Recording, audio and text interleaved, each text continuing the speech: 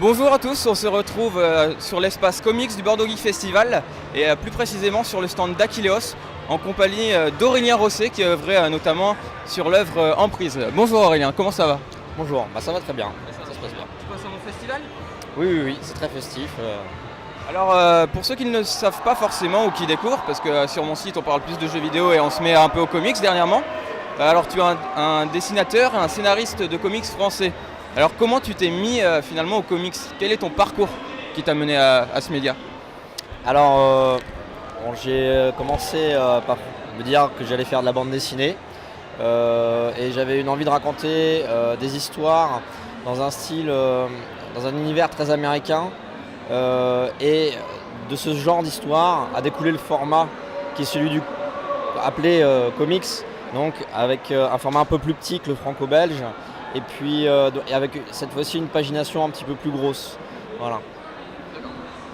Et justement, bon, tu dessines des comics.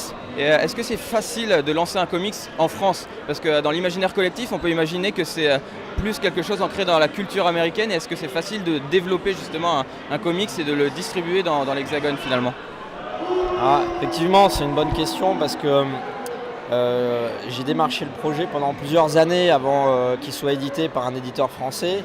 Le format a été difficile à vendre à un éditeur parce que les éditeurs, je l'ai proposé à une vingtaine d'éditeurs pour dire pendant 3 ans. Ils ne savaient pas vraiment dans quelle collection le mettre. À part des traductions, il y a 5 ans, à part des traductions américaines, il n'y avait pas de collection vraiment de comics, à part chez quelques éditeurs un petit peu moins connus, mais qui néanmoins ont un certain succès d'estime auprès des libraires. Et il se trouve que donc là en l'occurrence c'est Aquileos qui s'est intéressé à ce projet-là et qui n'avait pas vraiment de barrière à l'époque. Alors c'est vrai que maintenant ça a changé, on va voir beaucoup plus de collections de comics français, c'est assez récent quand même, de bonne facture justement. Et donc c'est Aquileos qui s'est intéressé à ce format-là et qui m'a dit bon ça serait bien qu'on en fasse un relié, voilà. Parce que moi à la base je connaissais rien du tout en édition. Et j'étais parti vraiment dans le trip comics américain à faire des parutions en format souple. Et ce qui, éditorialement en France, bien sûr, n'est absolument pas viable. D'accord. Donc Empire, du coup, le projet il est né comment? Parce que tu l'as fait tout seul, c'est ton œuvre à toi. Et comment un jour tu t'es dit je vais faire un comics tout seul et je vais pas m'entourer? C'était quoi? C'était une volonté de faire une œuvre vraiment personnelle où tu as la main mise un peu sur toute la création pour que rien ne t'échappe? Alors, c'était pas du tout une volonté à la base. Je cherchais pas à être par exemple scénariste, dessinateur, coloriste sur un seul et même projet. C'est venu par la force des choses. Emprise, au tout début c'était un projet, même pour dire c'était un projet d'étudiant. Je voulais collaborer avec quelqu'un au scénario pour me détacher de cet aspect-là qui est tout aussi important que le dessin bien évidemment, mais un exercice de style totalement différent. Et comme je disais, par la force des choses, j'en suis venu à faire tout moi-même. Pareil, la couleur, j'étais pas forcément coloriste dessus, j'ai appris un peu sur le tas. Elle est devenue très vite complémentaire du dessin. Et puis effectivement, au bout d'un moment, je me suis rendu compte que j'étais, pour faire de la bande dessinée, j'étais aussi intéressé par le fait de raconter une histoire que par le fait de faire des jolis dessins, entre guillemets, voilà. Parce qu'à la base, du coup, t'es plus dessinateur. Voilà, au début j'ai fait des études dans le dessin, je voulais faire de la bande dessinée, même avant ça dans le design industriel, mais ça c'est vraiment tout autre chose. Mais quand j'ai voulu faire de la BD, c'était vraiment raconter des histoires, pas forcément écrites par moi, et j'ai pris un grand plaisir à écrire Emprise et à recommencer par la suite. Et donc tu nous as dit que tu as démarché une vingtaine d'éditeurs en tout donc tu as vraiment rencontré pas mal de difficultés pour ta première BD pour la faire et pour l'éditer? Oui, alors c'est pas normal du tout, on va dire, c'est assez classique comme parcours. Déjà, je pense que, comme je disais, je l'ai démarché sur 3 ans, j'ai fait 3 dossiers différents.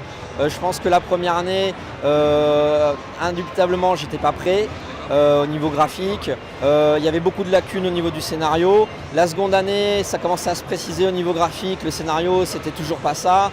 Et puis la troisième année, il y a eu aussi un revirement graphique qui avait été induit par des conseils que j'ai eus de la part d'éditeurs qui ont pris le temps de regarder le projet. Et ça c'est très important, c'est rare aussi, il faut le dire, mais ils n'ont pas le temps de tout regarder, ils n'ont pas le temps de se consacrer à tout le monde, mais quand on a la chance de pouvoir rencontrer par exemple un éditeur sur un festival ou d'avoir des retours par mail, c'est quand même intéressant de l'écouter, de se remettre en question sans pour autant se trahir, mais savoir quand même qu'il a une expérience à ce niveau-là et que s'il dit quelque chose, bon, c'est pas forcément anodin. Donc il y a eu une petite redirection artistique au niveau graphique et ensuite surtout un scénario qui s'est précisé et à partir de là, le troisième dossier a vraiment été accepté en tant que tel. Et alors bon, tu nous as dit là, tu as fini par trouver ta maison d'édition, par le sortir. Et une fois que tu l'as sorti, en fait, comme tu sortais un peu de nulle part, entre guillemets, enfin tu n'avais pas une base dans le comics, comment tu as fait pour te faire connaître, pour faire connaître ton comics comment on fait finalement pour se bâtir une notoriété ou bâtir une notoriété autour d'une première œuvre? Alors c'est pas évident parce que on n'est pas attendu en tant que jeune auteur, en tant que nouvel auteur, on n'est absolument pas attendu. Le marché est quand même assez florissant. On est nombreux, donc il y a énormément de. Et donc à partir de là, moi ce que j'ai commencé à faire dès que j'ai eu signé et même avant d'avoir signé chez un éditeur, c'est que j'ai commencé à poster sur les réseaux sociaux des working progress de la bande dessinée, c'est-à-dire des recherches, des pages de storyboard, des cases, voilà. Au bout d'un an, il y a eu une petite communauté qui s'est formée autour de ça. À partir du moment où le projet a été signé, je me suis senti un petit peu plus sûr de moi, j'en ai montré encore un peu plus, la communauté a grandi. Bon ça on va dire que c'est la partie très personnelle de la promotion. Et puis ensuite, il y a eu la partie qui s'est faite un petit peu avant la sortie et surtout après, qui a été gérée par l'éditeur, à savoir la promotion du bouquin. Il y a eu des articles qui sont sortis dans la presse, il y a eu des séances de dédicaces comme aujourd'hui qui se sont organisées autour, et ça c'est très très important quand on a un éditeur qui, on va dire, s'occupe vraiment de cette partie-là. Là encore, je dirais que c'est de moins en moins fréquent. C'est que ça donne une chance à l'œuvre d'être découverte, d'être lue. Et ensuite, effectivement, il y a quelque chose qui n'est pas négligeable non plus, c'est la partie on va dire, qui se joue en librairie. C'est quand le livre arrive, s'il a la chance d'être ouvert sur toutes les parutions qu'il y a, sur les 5000 sorties environ qu'il y a en France chaque année, si le livre a la chance d'être ouvert par un libraire et qu'il a la chance d'être apprécié, le libraire aussi va faire, on va dire, ça part du travail là-dessus et va pas mal promouvoir le bouquin en le laissant, en donnant des avis, en le laissant en office. Voilà. Puis après, il y a des critiques sur Internet aussi qui ont favorisé. Alors là, tu nous as parlé un peu de ta communauté. Tout à l'heure, on parlait du comics qui était plus ancré dans la culture américaine. Alors toi, est-ce que tu as touché un peu sur le marché américain avec ton œuvre? Est-ce que tu as réussi à le distribuer en dehors de l'Hexagone finalement? Alors ça s'est pas fait, c'est vrai que quand je publie, bon sur internet c'est international comme public, donc j'ai eu beaucoup de retours proportionnellement à la masse de mes contacts d'anglophones, d'américains, de canadiens qui forcément se sont retrouvés attirés par le style graphique, par le genre d'histoire, mais qui ne lisent pas le français pour la plupart. Et donc pas mal de demandes, c'est très relatif tout ça évidemment, mais on sent qu'avec ce genre d'histoire on peut toucher un public américain, un public international, parce que ça utilise des codes, ça parle beaucoup, voilà, il y a une mise en scène qui est très cinématographique, qui est très série télé aussi, et ça je sais très bien que c'est un langage universel, et encore plus maintenant avec toutes ces séries qu'on voit. Donc il y a un potentiel. Après le livre n'a pas encore été traduit, c'est en projet évidemment avec l'éditeur. Et puis il a été distribué aussi en version numérique sur internet. Donc les personnes qui, en français toujours évidemment, mais bon les anglo-saxons qui ont un peu de notion de français, je sais qu'il y en a qui l'ont téléchargé. Voilà, moi j'espère qu'à un moment donné, soit il y aura une traduction anglaise au moins de fait en France, soit il y aura un éditeur américain qui sera intéressé. Pour ça aussi il faut les démarcher, et donc là je gratte des pistes, voilà. Alors ton univers il se base un peu autour de choses un peu occultes, mystérieuses, et il se déroule aussi dans le Maine, qui est la région de Stephen King finalement, où lui aussi il écrit beaucoup sur l'occulte. Alors est-ce que ça a été une de tes inspirations, quelque chose qui t'a marqué pour la mise en œuvre du contexte en fait de Emprise? Oui, alors il y a une part d'inspiration, il y a une part d'hommage, mais il y a aussi le fait que c'est une région et une culture qui m'intéressait beaucoup. et qui est aussi très propice pour raconter ce genre d'histoire. Voilà, le contexte, une ville isolée dans un coin de campagne. Moi, je voulais dessiner des arbres, je voulais dessiner des paysages très champêtres. Et surtout, voilà, c'est très pratique de raconter une histoire sur une petite communauté parce que comme ce sont des gens qui se connaissent, comme on n'est pas dans l'anonymat, on est dans l'émotion, on est dans des échanges entre voisins, et donc c'est beaucoup plus intéressant de raconter ce genre d'interaction-là. Voilà. Alors aussi ton histoire parle un peu d'un esprit qui fait ressortir la pire part chez les gens, enfin qui les pousse à commettre des atrocités. Est-ce qu'il y a une sorte de portée, une morale? Qu'est-ce que tu voulais retransmettre? Un message peut-être au travers ça, ou c'était juste un concept? Alors je tiens pas à être moraliste évidemment, après c'est quand même intéressant de soulever quelques questions sans pour autant prendre la tête au lecteur, mais c'est vrai que je voulais quand même qu'il y ait disons une part de réflexion. À la fois, c'est-à-dire prendre du plaisir à lire une histoire qui se lit le plus facilement possible et puis va offrir son lot de frayeur, de gore, d'émotions, bon voilà.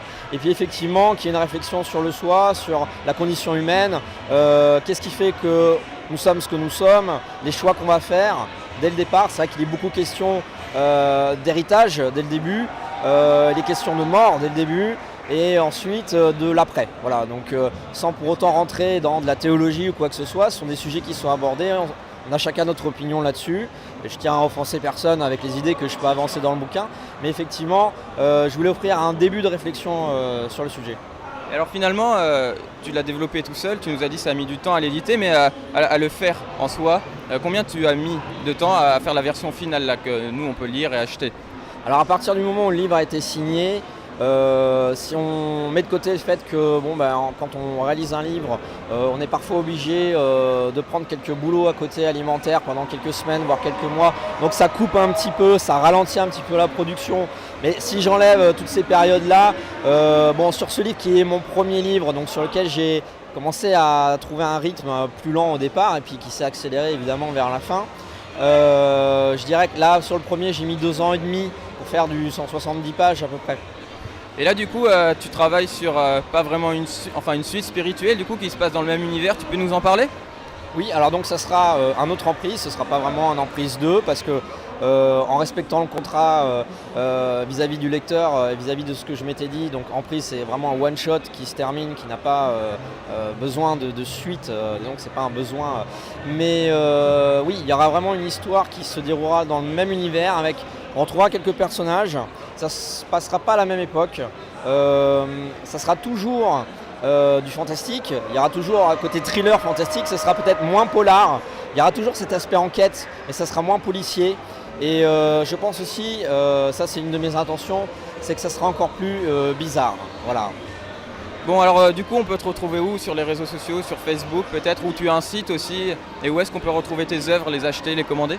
Alors donc Emprise se trouve disons dans les librairies spécialisées, Fnac, Internet, etc. Sur le site d'Aquileos aussi? Sur le site d'Aquileos, tout à fait. Bon, il n'y a pas de grosses difficultés, il faut juste connaître le nom du livre et la maison d'édition, voilà.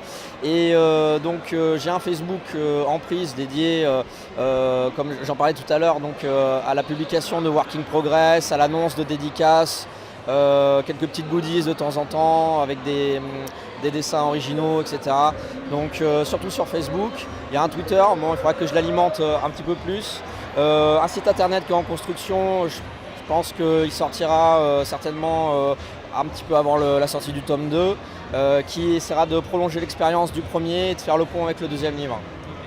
Bon et bien voilà, on en a fini pour aujourd'hui. On vous remercie de nous avoir suivis, on vous remercie vous aussi, Aurélien Rosset, de nous avoir accordé cette interview.